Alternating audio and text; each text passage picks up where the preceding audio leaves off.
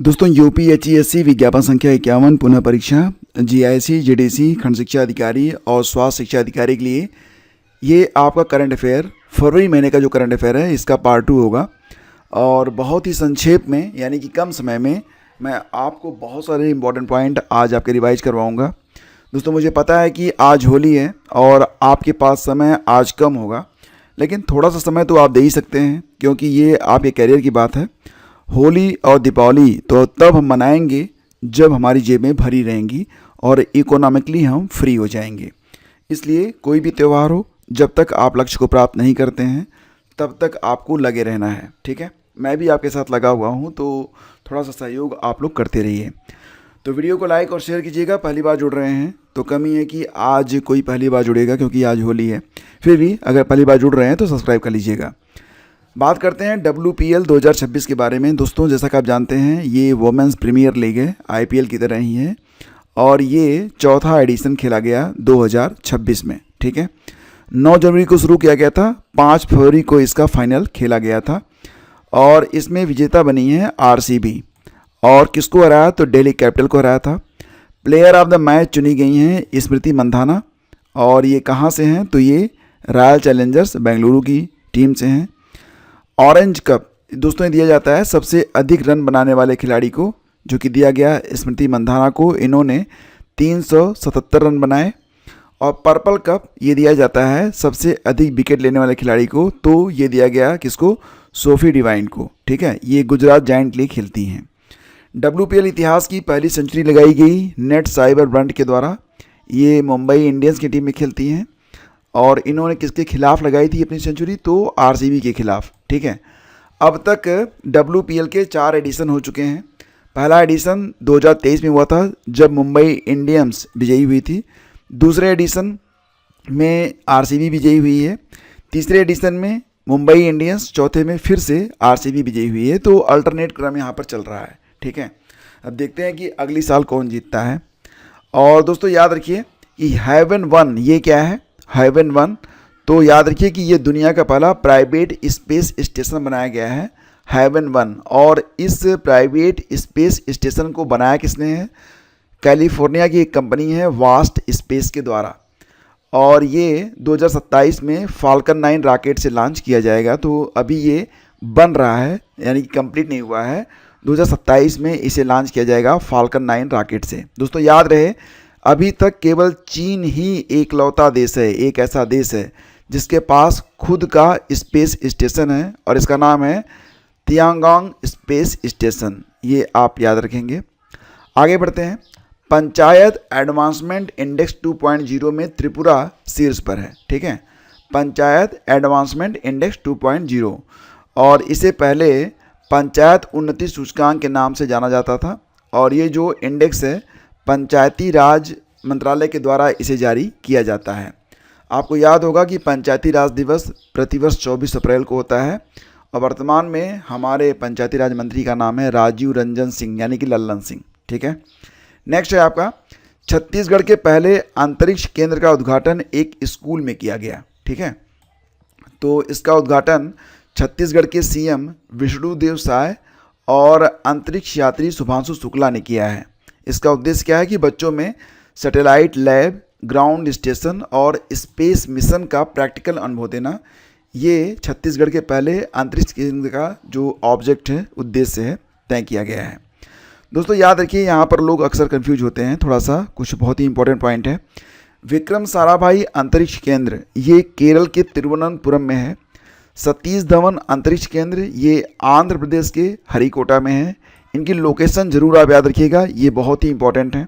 Next है आपका इसरो का दूसरा अंतरिक्ष केंद्र, ये कहाँ पर बनेगा तो ये बनेगा तमिलनाडु के थूथुकुडी जिले के कुलशेखरपट्टिनम में। और भारत का स्पेस स्टेशन बनाने का लक्ष्य 2035 तक है। और भारत अंतरिक्ष में अंतरिक्ष यात्री को कब भेजेगा तो टारगेट है 2040 तक का। ठीक है दोस्तों, बात करते हैं स्पेन ने 16 साल से कम उम्र के बच्चों के लिए सोशल मीडिया को क्या किया है, बैन कर दिया है। और ऐसा करने वाला स्पेन यूरोप का पहला देश बन चुका है। इसके पहले आपको याद होगा पिछले साल 16 साल के लिए जो सोशल मीडिया बैन हुआ था तो ऑस्ट्रेलिया के द्वारा किया गया था। ठीक है, ये भी आप याद रखिएगा। और नेक्स्ट है आपका डीआरडीओ द्वारा solid fuel ducted ramjet technology का सफल परीक्षण किया गया है। किसके द्वारा? डीआरडीओ के द्वारा। और ये जो परीक्षण है ये उड़ीसा के चांदीपुर टेस्ट फायरिंग रेंज में किया गया है। दोस्तों याद रखना कि ये जो solid fuel ducted ramjet technology है यानी कि SFDR है, यह एक ब्रीदिंग इंजन है, एयर ब्रीदिंग इंजन। मतलब इसके लिए ऑक्सीजन का टैंक नहीं लगाना है, बल्कि ये हवा में जो ऑक्सीजन है उसी ऑक्सीजन को यह ब्रीथ करेगा, सांस लेगा और अपना काम कर जाएगा। ठीक है, यानी कि यह थोड़ा सा हल्का पड़ेगा और कम खर्चीला है। तो इसको बनाया गया है डीआरडीओ के द्वारा। बात करें डीआरडीओ के लिए तो डीआरडीओ की स्थापना होती है 1 जनवरी 1958 को और इसका जो हेडक्वार्टर है नई दिल्ली में है। चेयरमैन वर्तमान में है समीर वी कादमत। ये कई बार एग्जाम में पूछा गया है। और इसके जो पहले चेयरमैन थे इनका नाम था दौलत कोठारी। एक दौलत कोठारी आयोग भी था, आपको याद होगा। बात करते हैं 72वीं महिला सीनियर राष्ट्रीय कबड्डी टूर्नामेंट के बारे में, जो कि 2026 में खेली गई। तो ये जो आयोजन किया गया 72वीं महिला सीनियर राष्ट्रीय कबड्डी टूर्नामेंट का, तो इसका आयोजन हैदराबाद में किया गया था, गाजीबौली इंडोर स्टेडियम में। और इसमें विजेता रहा हरियाणा। किसको हराया था? भारतीय रेलवे को। ठीक है, तो ये स्पोर्ट का एक इम्पॉर्टेंट क्वेश्चन है, इसको भी आप याद रखेंगे। फरवरी 2026 में भारत की PM सेतु योजना के लिए विश्व बैंक ने 830 मिलियन ऋण को मंजूरी दी है। अब ये जो PM सेतु योजना है इसका फुल फॉर्म आप लोग बिल्कुल याद रखिएगा, प्रधानमंत्री skilling and employability transformation through upgraded ITIs। ठीक है, तो ध्यान दीजिएगा कि ये जो PM सेतु योजना है ये जितने भी ITI होते हैं ना, ITI संस्थान, उनको आधुनिक बनाकर युवाओं की मांग के अनुसार उनको कौशल प्रशिक्षण देना इसका ऑब्जेक्टिव है। ठीक है, इसे 4 अक्टूबर 2025 को प्रधानमंत्री मोदी के द्वारा लॉन्च किया गया था और लक्ष्य ये है कि अगले 5 सालों में 1000 IITs को उन्नत बनाया जाएगा और लगभग 20 लाख युवाओं को प्रशिक्षित किया जाएगा। नेक्स्ट है आपका ग्लोबल टीचर प्राइज़ 2026। ये 10वां संस्करण होगा और ये जो ग्लोबल टीचर प्राइज़ है 2026 का, ये दिया गया है जम्मू कश्मीर की एक शिक्षिका हैं रूबल नागी को। रूबल नागी को यह पुरस्कार वर्ल्ड गवर्नमेंट समिट दुबई में दिया गया था। इसके बारे में आपको पढ़ा चुका हूँ कि हर साल वर्ल्ड गवर्नमेंट समिट होती है दुबई में। इसके बारे में ऑलरेडी मैं पहले पार्ट में आपसे डिस्कस कर चुका हूँ और इसमें 10 लाख रुपये प्रदान किए जाते हैं। कौन दिया? तो दुबई के क्राउन प्रिंस शेख हमदान बिन मोहम्मद बिन राशिद अल मखतूम। ठीक है, नाम थोड़ा शार्ट में है तो आपको अच्छे से याद हो जाएगा।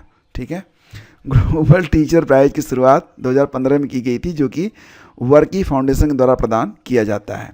नेक्स्ट है आपका केरल बुजुर्गों को समर्पित बजट पेश करने वाला पहला राज्य बन गया है। तो ये पॉइंट भी आपके लिए बहुत ही इंपॉर्टेंट है। केरल ने वरिष्ठ नागरिकों के लिए 46,236.52 करोड़ रुपए आवंटित किए हैं, जो कि राज्य के कुल बजट का कितना है? 19.7% है। और केरल ने 2025 में, आपको याद होगा कि बुजुर्गों के लिए अलग से आयोग का गठन भी किया था। तो बुजुर्गों का बहुत ही ख्याल रखा जाता है केरल में, जिसके लिए मुझे भी बहुत अच्छा लग रहा है। ठीक है, चीन space based AI data centre बनाने जा रहा है। तो क्या होता है ना कि जो डेटा सेंटर होते हैं उनके लिए एनर्जी की सप्लाई देना और उनको कूलिंग वगैरह के लिए काफ़ी एनर्जी की आवश्यकता पड़ती है। चीज़ें बहुत ही मतलब संसाधन जो होते हैं उनको जुटाने में काफ़ी खर्चा होता है। लेकिन अगर इसे स्पेस में बना दिया जाए तो 24 घंटे हमें सूर्य की रोशनी प्राप्त होती रहेगी। सोलर एनर्जी से अगर हम ये एनर्जी प्राप्त करें तो बहुत कुछ हमें बिल्कुल फ्री में मिल सकता है। तो बस यही काम कर डाला है चीन ने। चीन अगले 5 सालों में space based AI data centre स्थापित करने जा रहा है। और एक किताब आई है, उसका नाम है आकाश। ठीक है, इस किताब के लेखक का नाम याद रखना, इसे क्योंकि लॉन्च किया गया राजनाथ सिंह के द्वारा DRDO के मुख्यालय में, तो इम्पॉर्टेंट है।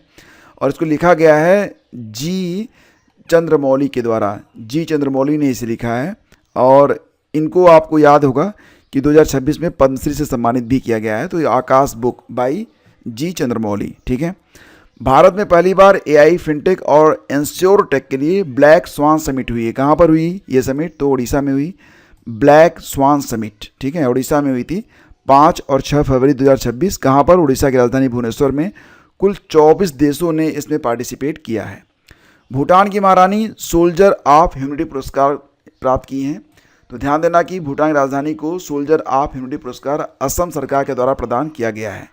असम का यह 22वां पुरस्कार था और इस पुरस्कार का पूरा नाम होगा Upendra Nath Brahma soldier of humanity पुरस्कार।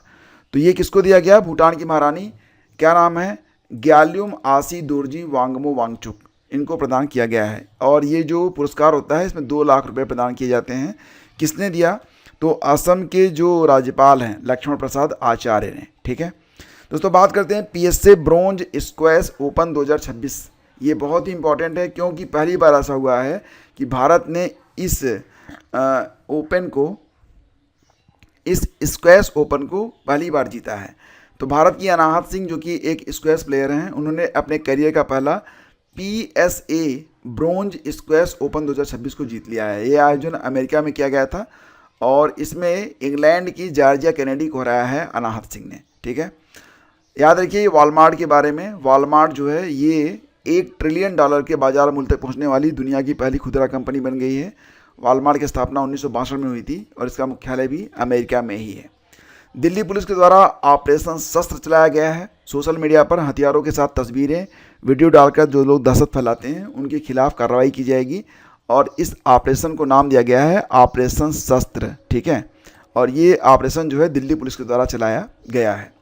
राजस्थान का अलवर जिला 100% बीमा कवरेज प्राप्त करने वाला पहला जिला बना है। भारत सरकार और अखिल भारतीय विनियामक और विकास प्राधिकरण की ओर से संचालित सबको बीमा अभियान 2047 के अंतर्गत ये उपलब्धि प्राप्त की गई है। तो अलवर जिला जो है ये 100% बीमा प्राप्त करने वाला पहला जिला बन चुका है। दोस्तों बात करते हैं ICC under 19 mains world cup 2026 के बारे में। तो ये विजेता बना है भारत और हराया था किसको, इंग्लैंड को। 16वां संस्करण था। 15 जनवरी से लेकर 6 फरवरी तक ये आयोजन किया गया था। कहाँ पर, जिम्बाब्वे और नामीबिया के द्वारा। इसमें प्लेयर ऑफ द सीरीज का अवार्ड वैभव सूर्यवंशी को प्रदान किया गया। ठीक है दोस्तों, पेड ग्रुप ज्वाइन करने के लिए आप इन नंबरों पर हमें व्हाट्सअप कर सकते हैं। और क्योंकि आज होली है तो लेक्चर थोड़ा सा शार्ट में रखा गया है ताकि आप होली भी इंजॉय कर सकें। मिलते हैं आपसे अगले वीडियो में, बने रहिए हमारे साथ। Thank you, happy Holi.